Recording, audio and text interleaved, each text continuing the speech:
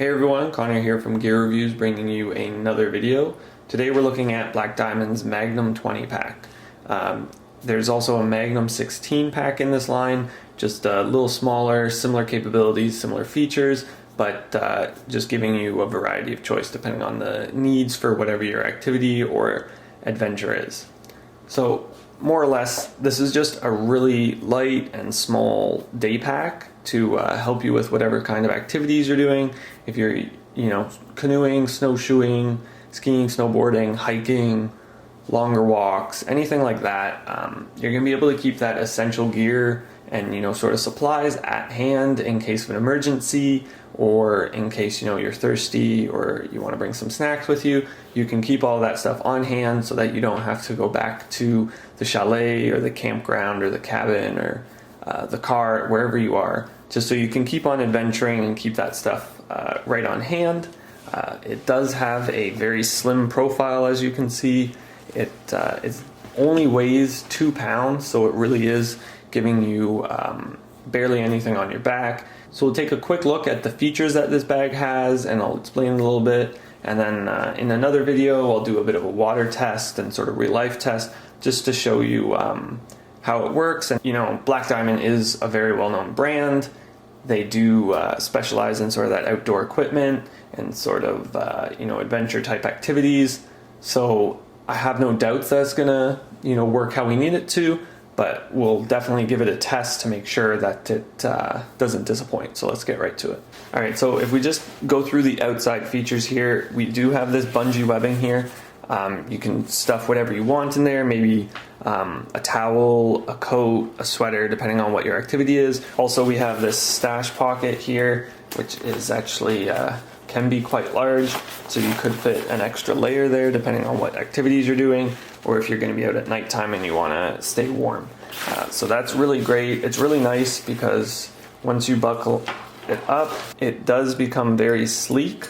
So you really will only notice this pocket if it's expanded, otherwise it just kind of stays compressed. Also on the side we have that kind of webbing material to attach things to, and also right here we have the first zippered pocket. It's right there, and it's just sort of that front stash pocket. You're gonna not interfere with this main one, and since it is so high, you're not really going to be able to affect what's in the main compartment. Also, all of the zippers here have these awesome pulls on them. So if you can tell right there, they have sort of that bungee cord and then a hardened plastic around it, just so it's easier if you have gloves on, biking gloves, whatever you have, just really simple to go across. And this bag is empty and it closes pretty easily.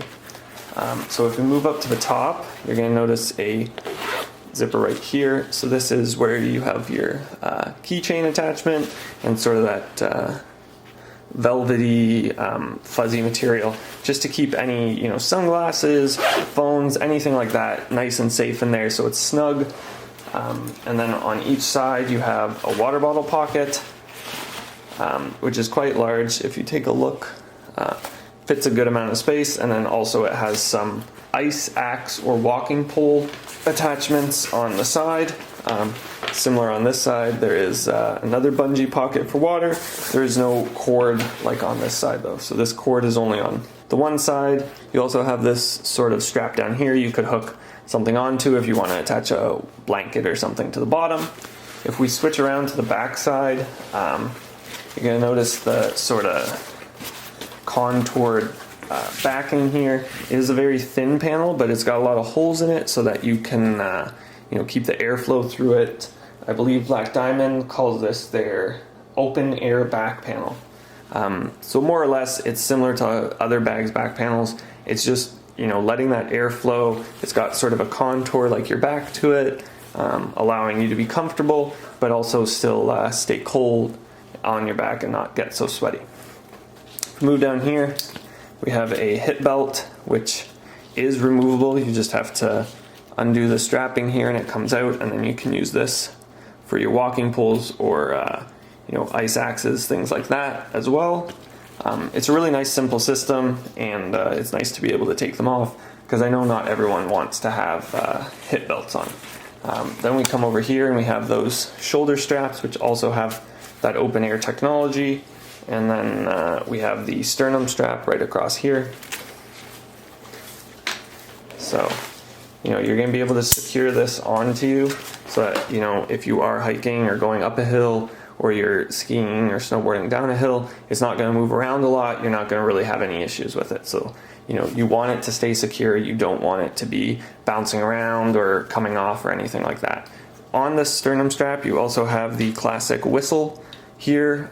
Like a lot of adventure bags, they're just adding it for safety in case something happens to you. You can just blow that and people will definitely hear it. It is quite loud.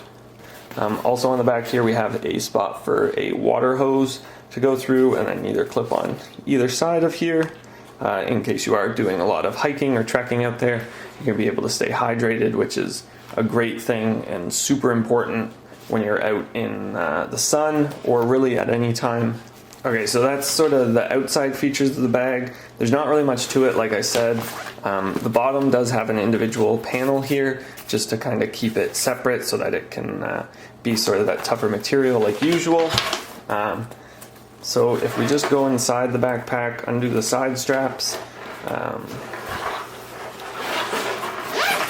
it is just sort of one big opening, but you can kind of tell here, this bulge right here is the back panel, so it is providing a good bit of resistance and comfort for you so that you're not going to have any issues.